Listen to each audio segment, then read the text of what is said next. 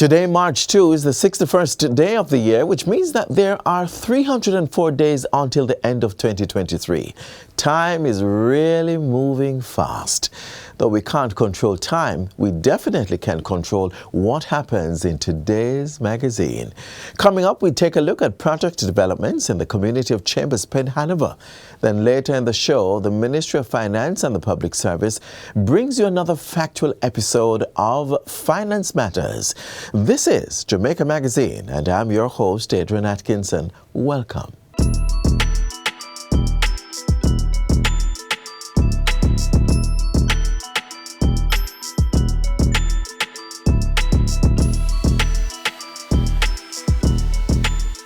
I must urge all users of cyberspace, do not, for fear of being labeled a victim, refuse to report or follow through the process. Once you think that there is something wrong, seek advice. And the easiest way to get that advice is to come to Jamaica CERT or to go to the nearest police station. You will not be looked down upon for being a victim of cybercrime, because it is a matter of when for us all, not if. To report a cybercrime, call or visit the website of the Jamaica Cyber Incident Response Team or make a report to your nearest police station.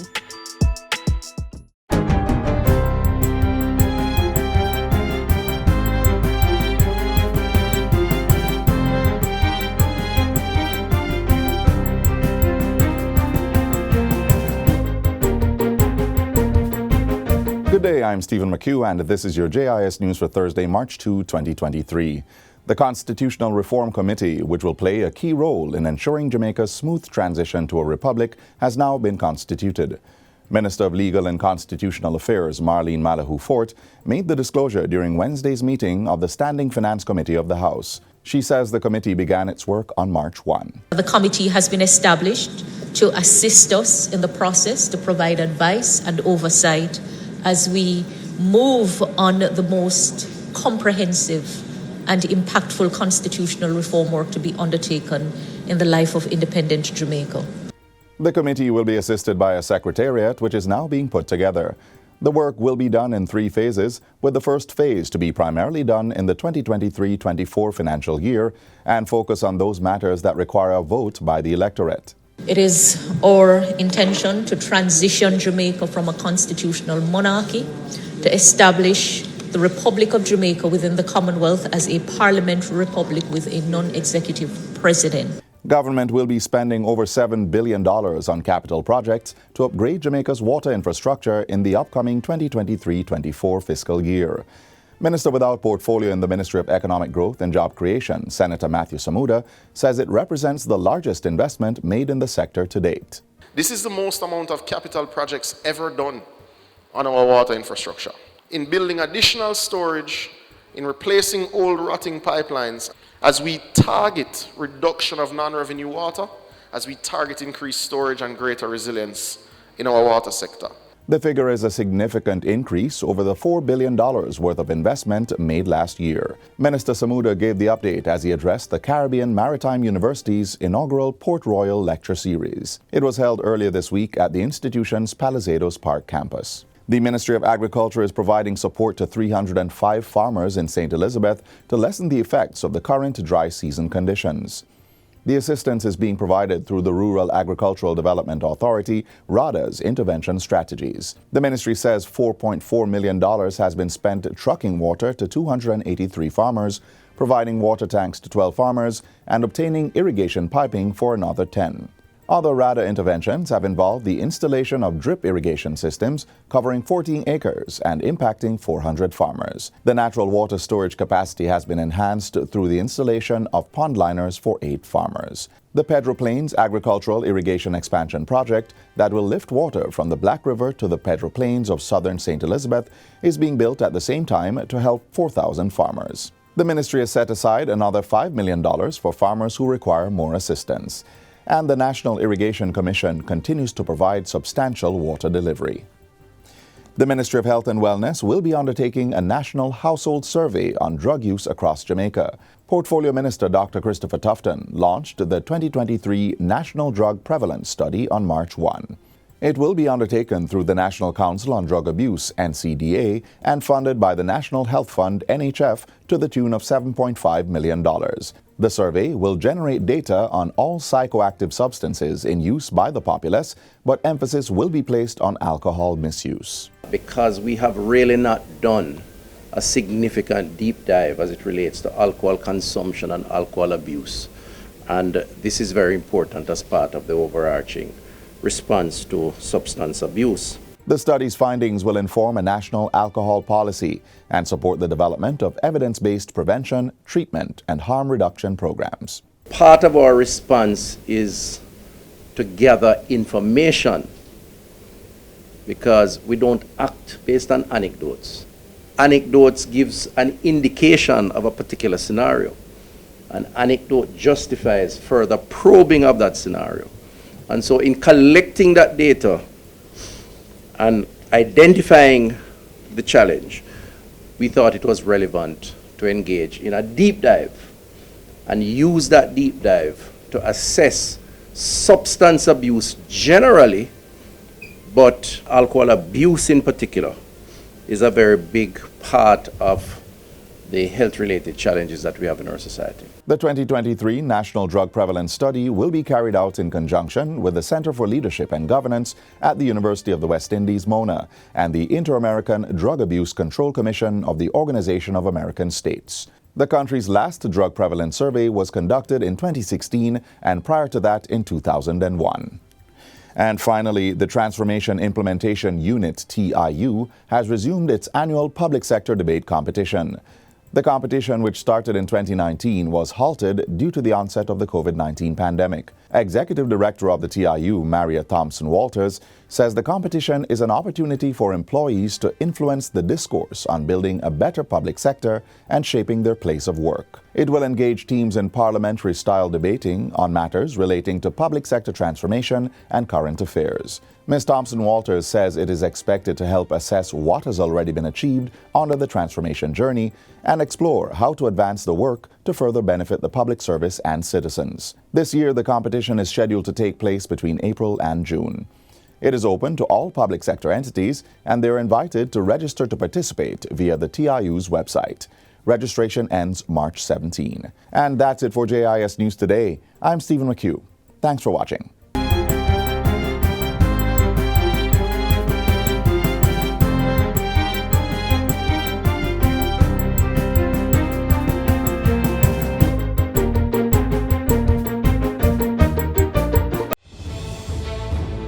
Water is precious. So we encourage everyone to practice the 4 R's of water conservation. Always remember to reduce your use of water wherever possible. Replace water wasting devices with water savings devices.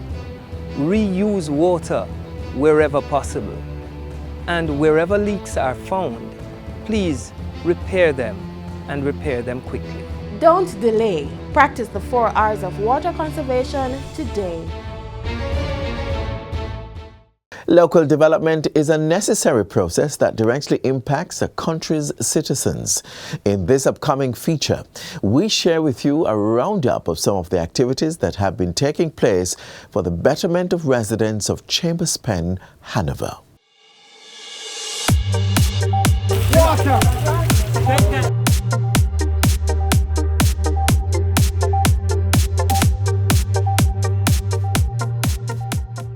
Today, I am going to be signing the contract with the contractors to commence work on the rehabilitation of your road here in Chambers Pen at a cost of over $89 million.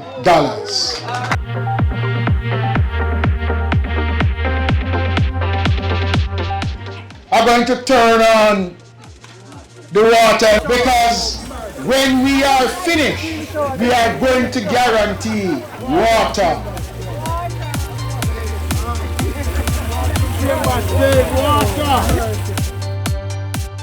And for those persons who have not yet been connected, I am instructing Rural Water to continue the survey to add those persons who are willing to come on to the system to get that precious commodity inside of your house for the first time at last. We laid approximately 4 kilometers of pipeline in Chambers Pen, and we actually installed service connections.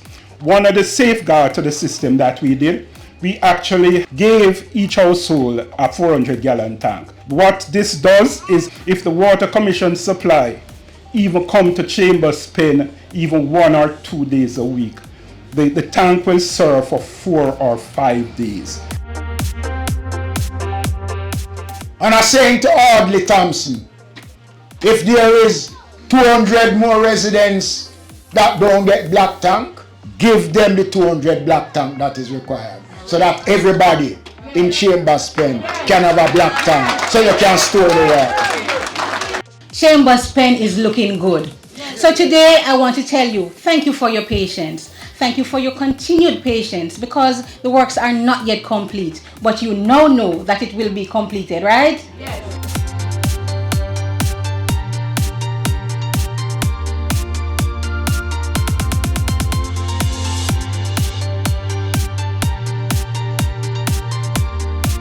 The Ministry of Education have spent over some $20 million to undertake the renovation of the school. It is not fully completed yet because we're working on the cottage, the residents, and we are going to be concluding work on the canteen and then the Ministry of Local Government, because since this is a shelter during the hurricane season, we'll be putting in some walkways so that whenever it rains, people can access from one section of the building, and we're also going to be putting in a retaining wall. So overall, it is expected that more than some $35 million will be spent overall on the upgrading of this institution. I would like to express how grateful we are for this initiative. You know, it looks like a school, it feels like a school, and we're operating more as a school. Students are feeling much more comfortable, persons are working harder. I can see greater improvement even in the attendance and the enrollment. I can say I'm proud to stand here to see the transformation of the school. The environment is well up to standard. The Rural Water is here, and they are going to now include the school as a part of their water harvesting program to improve the water condition of the school. We are committed to work with the principal, with the member of parliament, with the councillors and the community to ensure that there's a foundation for education. Water!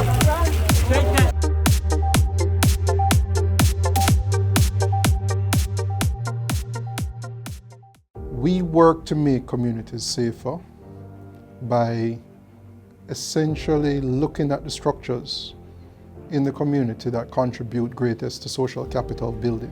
Try to reinforce, build, and establish those structures in a way that the community can sustain their own safety and own their own peace. When we say, for instance, we're doing a zinc fence removal program, what we're really doing is improving the line of sight. If you're on the street and you can see better what is behind the fences, then as you walk along the street or children play on, etc., you're able to contribute to crime prevention. We believe, in terms of our mandate and our responsibility, that by making communities safer, we can make Jamaica safer.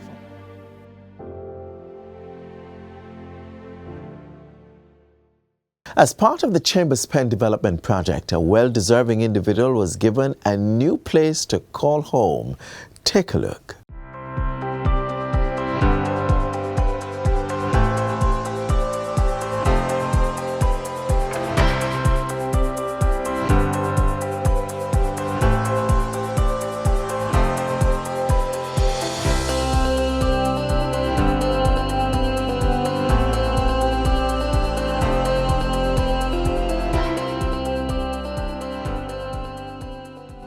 Thanks and praise to the Father above. He can do everything. And I thank them formally and the nurses them and the infirmity.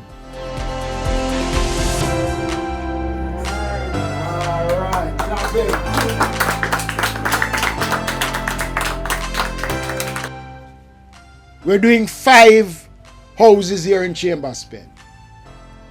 The next time I come back is to hand over the other one that is almost completed. And there are 2 that we're still waiting on to tie up the paperwork in order to get it done. And right through the country, we are providing these housing facilities. We're not only building it without consideration for the persons occupying it. We've put in a ramp because Brother Morris do have the site like we do. And we're making it easy for him to access his studio apartment. While we understand and appreciate the need, we have gone a step further. All of these houses that we have built, every one, we have included furnishing in the houses. I want to thank the local government ministry and the local government minister for this great initiative. And as a parish, I also want to say to the Hanover Municipal Corporation team, thanks so much for the work that you do and the support that you gave to these projects. We are indeed grateful. 4.5 million to build that unit. It come in on time. It come in within the budget. And I want to commend the Hanover municipality for ensuring that the quality work was done and that no money extra was committed to finish the house.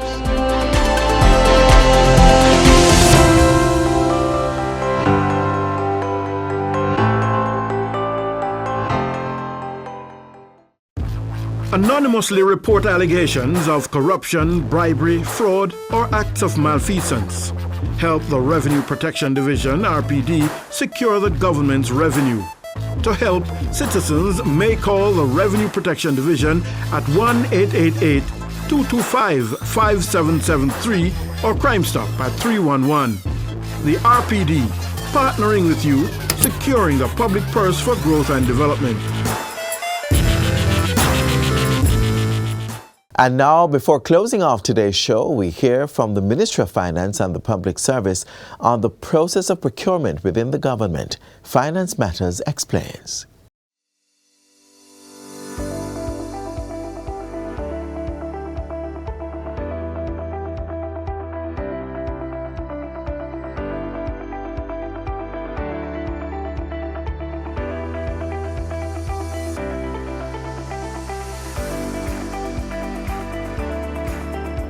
Did you know the government spends over $2 billion each year on goods and services?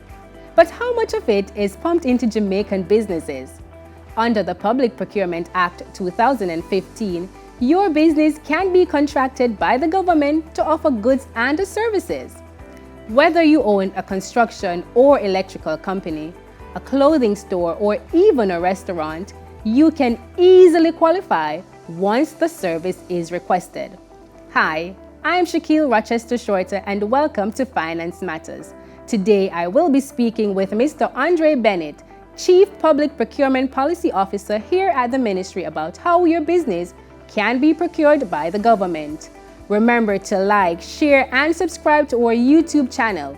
Follow the Ministry of Finance on Facebook, Instagram, Twitter and LinkedIn to see all the episodes and highlights.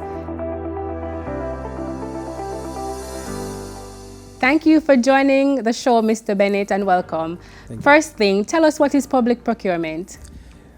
Thanks, Shaquille. Well, public procurement, and you sort of alluded to it in your introduction. The government has a whole range of responsibilities. The government has to supply gases, medical gases to hospitals and provide catering for those who are sick and prisoners and people in school. The government has to build roads and build buildings and so on. And so a good way of thinking about it is the government has maybe one of two choices. Either it could employ all the people and establish factories to do all of that itself, or it could buy those goods, works, or services from people who already do them and do them well.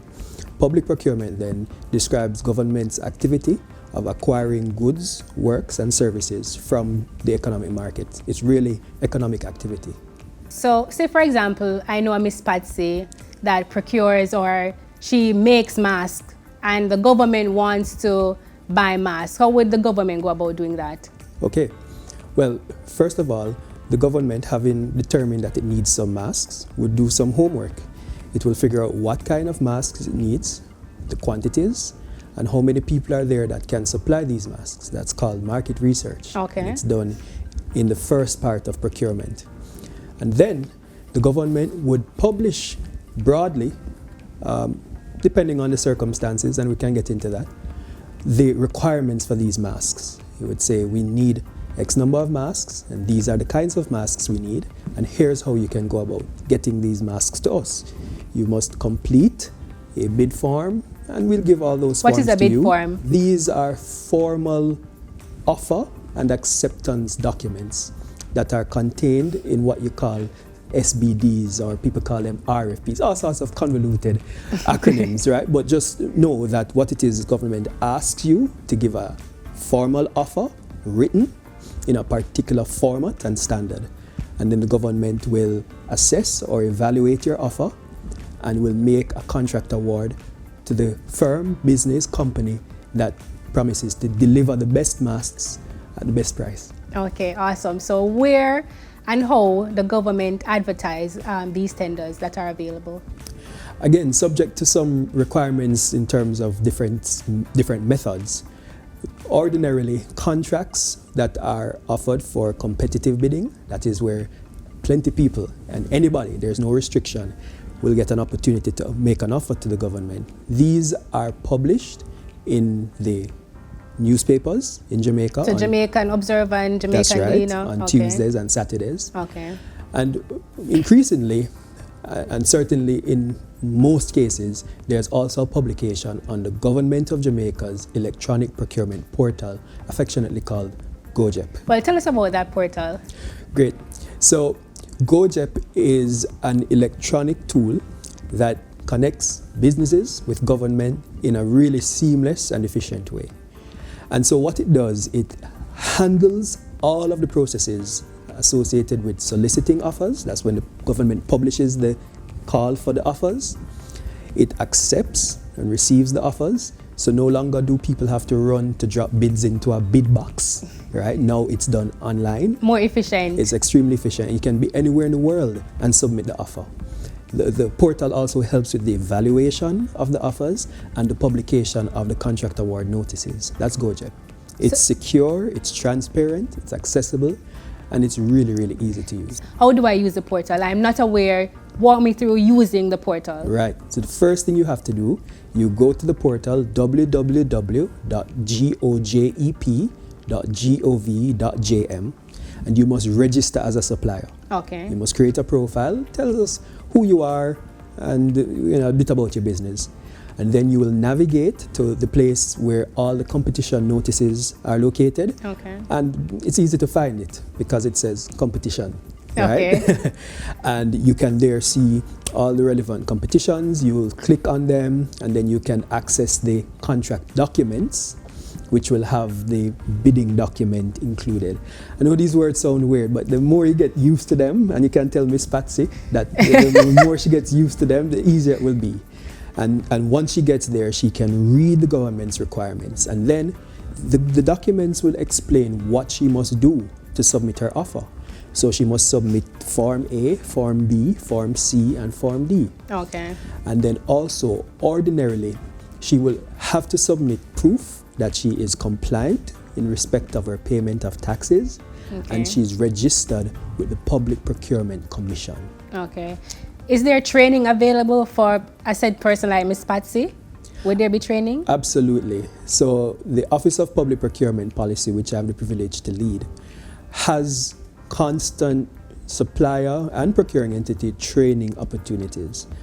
What you need to do is contact us, and we will arrange something Some training for you. Yeah, okay. And we also offer hand-holding sessions where in live bids we will give you assistance in uploading your offer as a supplier to government, and we will help you to diagnose issues that arise. So it walk Miss Patsy and myself and any Jamaican who is interested in, being a supplier. Absolutely. Yes, in being a supplier. Yes, Thank you. yes. All right. So where can we find more information? Well, you can find information about GOJEP on the same website, www.gojep.gov.jm. But in general about public procurement in Jamaica, you can also find information on our website, which is www.procureja.gov.jm. It's a fantastic tool. It has a whole host of resources for both procuring entities and for suppliers, and we're going to keep putting more resources on it to make sure that the process of contracting with the government gets easier and more efficient. Well, thank you, Mr. Bennett, for coming on our show today and telling us all about the Office of the Public Procurement Policy. And thank you for joining us on this episode of Finance Matters. Remember to follow us on social media at MOF Jamaica and tune in next week as we continue to demystify the economic and fiscal policies and initiatives implemented by the government to empower Jamaicans as we chart a path to Jamaica's economic prosperity.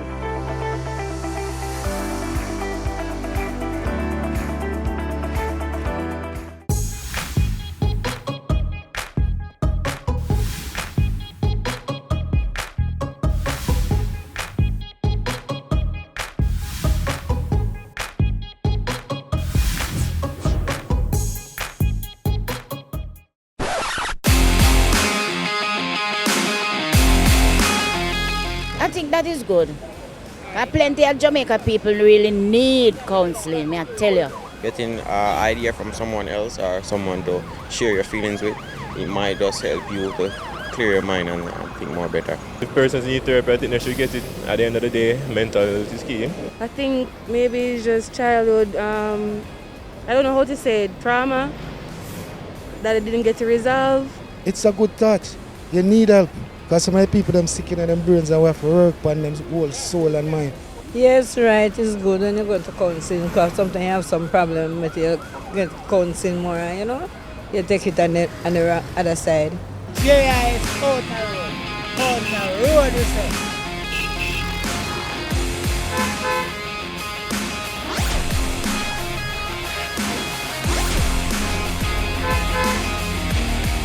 Really helpful, to be honest, because most persons can deal them situation by themselves and a lot of persons overthink, Yeah, so 100% support it. Mental health, you have to take care of it. If most people did seek counseling, the murder rate wouldn't be what it is today in Jamaica. The indiscipline would not be where it is in Jamaica. So I think there is a great vacuum, a great space for counseling for people in Jamaica, so we can uplift ourselves to be a better Jamaica tomorrow.